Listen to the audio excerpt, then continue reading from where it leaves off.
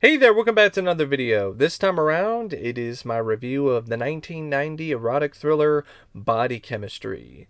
Now, before I get around to sharing more of my thoughts on this film, I want to give a special shout out to Will for requesting this review, and if there's another film, TV show, or topic that you would like to see me discuss in the future, feel free to donate to my PayPal. The link will be in the video description, and I will try to get to it as soon as I possibly can. Now, Body Chemistry is honestly a pretty derivative, dull, erotic thriller. This is the kind of typical erotic thriller that you would see in rental stores that was trying to cash in on the success of more popular, more well known, or well acclaimed films from that genre. For instance, you can definitely see some Fatal Attraction inspiration with this film and its plot line. And a lot of these movies were just there for titillation. They were there for cheap TNA, some softcore porn, the kind of stuff that you would see on Cinemax back in the day. And I will say that this is not one of the worst films I've ever seen in my entire life, but that doesn't mean that I think it was a good movie. I thought this was pretty below average, but the kind of inoffensive below average. The film is directed by Kristine Peterson, who horror fans might recognize because she was the one that directed Critters 3 a few years after she did this movie. That's probably the film that she did that she's the most well known for. It definitely isn't this movie. Now, the direction in this is okay. It's mediocre. There are some moments where the direction rises to the occasion, so to speak, where there's some nice bits of camera movement. There's a shot near the end that is especially nice, that has a nice looking tracking shot. There are some other moments where there are some decent techniques that are displayed, but a lot of the time the direction is very flat and very limp, and also it doesn't help that there are so many scenes in this film where you can't see shit. You can't see anything. I don't know whose idea it was to shoot these scenes of hot lovemaking in pitch black darkness, but whoever came up with that idea should have been fired, because that's not what you are looking for when it comes to a film like this. You want to see the TNA. And for the most part, there are so many shots in this film that are shot in such dark lighting that you can't see the tits or the ass or anything. But there are some moments where the direction is trying to be a bit stylish, and I give it some credit for that, but it's still your typical kind of direct-to-video directing for this kind of movie. Nothing really that special. And even the sex scenes weren't very sexy. I mean, most of the time they're shot in dimly lit rooms and areas where you can hardly see a thing. And when they aren't shot in such a fashion, the way that they're set up, it just seems like the two people involved are hurting each other. Or one of them is hurting the other. Like it just didn't come across as erotic to me. Like, it did not at all get me steamed up. Like, that never happened. I never got erect in any way watching these sex scenes. In fact, I was just feeling bad for Marc Singer because he's like screaming in pain in some of these scenes. And I'm like, are you okay, Mark? Did you slip a disc or some shit? Like, do I need to call for help? Like, I don't think that a sex scene is supposed to provide that kind of thought in your head. Like, you're supposed to think about how you want to be in the middle of it, not how you think you need to call 911 because the male lead might have hurt himself while banging the woman in the shower. You know, this is one of those things you're like, "Ew." I mean, come on.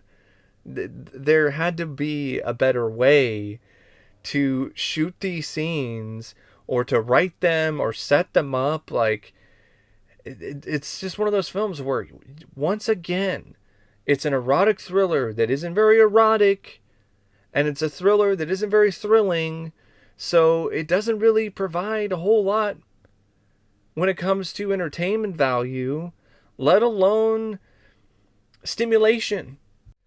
The screenplay is by Jackson Barr, and Jackson Barr would work with Full Moon after this. He wrote Subspecies, he wrote Mandroid, he wrote Trancers 2. Those are all better films and better scripts than his work here. And the thing that's frustrating about this script is that it gives you blue balls.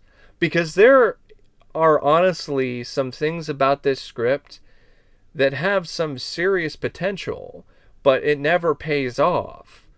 So, for instance, it seems like this film is going to be about a experiment. It's going to be about a experiment at a lab involving sexual attraction.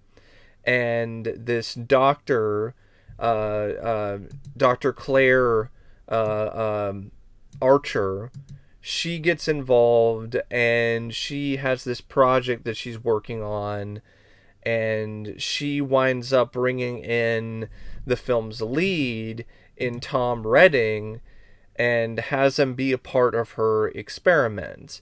But what you think is going to happen doesn't happen. Instead, it just drops way too many things or does stuff way too soon.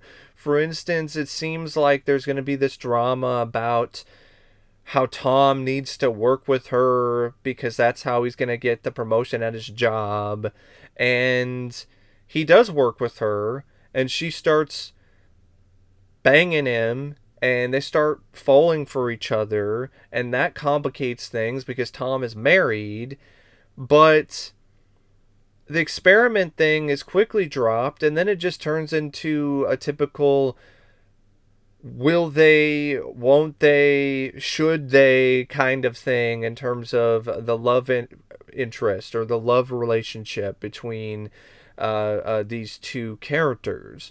So instead of having this dynamic, which could be genuinely dramatic and compelling, of, oh, I have to keep working with her, I have to keep doing this experiment because that's how I'm going to be able to get the promotion at the lab. That's how I'm going to be able to make more money and help my family.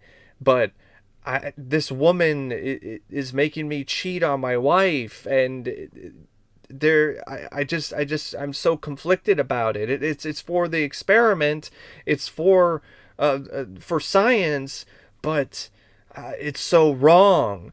No, they dropped the experiment thing way too quickly, and then on top of that, he gets the promotion way too quickly. So he's got the promotion already, like halfway through the film, and this woman is still doing this stuff, and he's still having rough sex with her, and then he breaks things off because he feels guilty because he's been cheating on his wife. But the thing is, the way that it's written, it makes Tom come across like an asshole, like a cheating prick, because there isn't that conflict of him doing it for science. He just does it for carnal desire.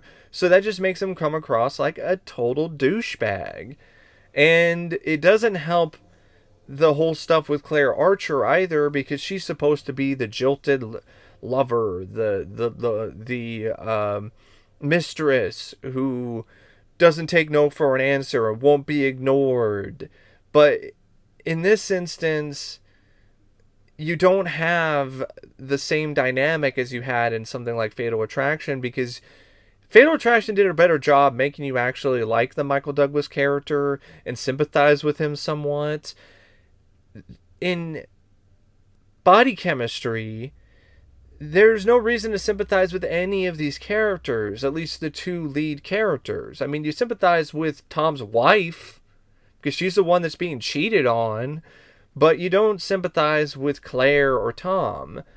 And speaking of the Fatal Attraction stuff, the way that the script escalates Claire's craziness is incredibly weak.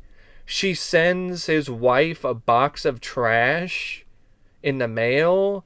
Yeah, that's the escalation. She gets mad that Tom didn't show up for a dinner date and smashes some dinner plates and throws some crab into a box and ships it to Tom's house. And it's just a box of garbage. And that's supposed to be really crazy and insane. And I'm like, that's lame. And then even when things get to the point where, oh, all right, she's really starting to lose it because she lights Tom's house on fire after a party that she went to at Tom's place. So she lights his house on fire, but it's one of those things where she only burns down the patio and it doesn't lead to a fiery climax. Like, you think that the script would justifiably end with a battle between Tom and Claire in the burning building, you know, in the fire, but that's not what happens. The fire seems like it's nothing. It just burns down their patio, and Tom has a moment where his wife realizes that he's been cheating on her, and she breaks up with him and goes and takes the kid and goes to a friend's house. And then the climax takes place in a dark, dingy apartment where Tom is now a rabid maniac who's chasing after Claire and hitting her. And it seems like he's trying to kill her. Like he's some kind of psycho. And then he gets shot to death by Claire in self-defense. And then the film has this ending where it's trying to make you sympathize with Claire. And I'm like, that makes no sense. Why should I sympathize with this woman who ruined this guy's life, ruined this guy's marriage, wouldn't take no for an answer, and is certifiably insane in the fucking membrane? Why should I sympathize with her? And she also twists the story and tells the cops that Tom is the one that wouldn't let the things go, and she broke up with him, but really what happened is he broke up with her, and she loved him, so she wouldn't think of the possibility that the two wouldn't be together forever because she's so obsessed with him. And yeah, like I said, there is potential there, but it doesn't really give you the best results. I think it's a fun idea to have a experiment angle that involves sexual chemistry between two people and having the drama with Tom and his wife and Claire and this love triangle and this whole thing where he's like, oh, I have to keep seeing Claire and I have to keep doing these experiments because that's how I'm going to be able to get the promotion. But I love my wife and I love my kid and I don't want to ruin that. But that isn't even really the focus, and that isn't even really there for the most part. Other than the failed elements that don't live up to their full potential when it comes to this script. I mean, there are some other stuff that's okay. I mean, there's some fun, witty lines of dialogue. I like the dynamic and the back and forth with Tom and his friend Freddie. I think the script does a good job making you like those guys. I really like Marley, Tom's wife. I think the script does a fantastic job making you feel for her. And I think that the film has some moments where you really could escalate things in a way that is really compelling, but that never happens. I mean, even for an erotic thriller that's based on something like Fatal Attraction, there's not a lot of fatal moments in this. In fact, the only person that dies is Tom at the end of the movie. Like, you think that she'll go crazy and psycho and she'll kill Freddy, Tom's friend, or she'll kill Tom's wife, or she'll do something, but that never happens. So you don't even get the satisfaction of some gore or blood or anything like that to liven up the banality, the dullness of the film's story and the script. I mean, it got so boring at times. I was more interested in the fact that there were some references to Ghostbusters and Teenage Mutant Ninja Turtles. Or I was just trying to wrap my head around some of the more stupid things in the script. Like, how the hell did Tom leave his briefcase that had the tape of him banging Claire in a van right by his house? Like, how did he leave that tape in the briefcase and leave that briefcase at the restaurant, at the cafe? Yeah, I know Claire surprised him and got into an argument with him and he didn't want to deal with it, but you went through all this trouble to go to the lab and take the tape, and now you're just going to forget it? Like, it wasn't even a thing? Like, that wasn't even that big of a deal? Like, you had an argument with Claire and it was so traumatic that you just left the briefcase there? The whole reason why you went to the lab and went through all that trouble in the first place? And then, if that doesn't make things bad enough, the script then has this whole thing where the tape gets, and the briefcase gets stolen by Claire. Duh. Of course that's what's going to happen. And then she sends Tom the sex tape and sets it up as if it's a gift from Tom to his kid, like it's a cartoon. The kid starts watching the tape in the living room, but Tom gets there in time to get the tape out of the VCR before his wife sees it, and just tells his kid that he's going to get him a Teenage Mutant Ninja Turtles cartoon, but he never does. Probably did it off screen, but if he didn't, that's really too bad. Should have kept your promise there. You subjected your kid to the trauma of seeing Daddy bone in a van. The least you could do is get him some Teenage Mutant Ninja Turtles. But he gets the tape. Nothing happens from that. It was fucking pointless. It was a pointless diversion that led to nothing. And it was just padding for the film's running time. Like a lot of these other things in this movie. Like a whole sequence that's just an interpretive dance with this woman on stage doing this dumb, silly dance with with these two guys, and it's supposed to be something where the guys are trying to rape her, or she's trying to have sex with them, and it becomes a series of violent events, but it's all done in interpretive dance, so it doesn't make much sense, and it just looks pretentious and lame. So it's just, I just don't, this script sucked. The characters were okay. Like there was some potential there with these characters, enough to make you kind of care about what happens to some of them.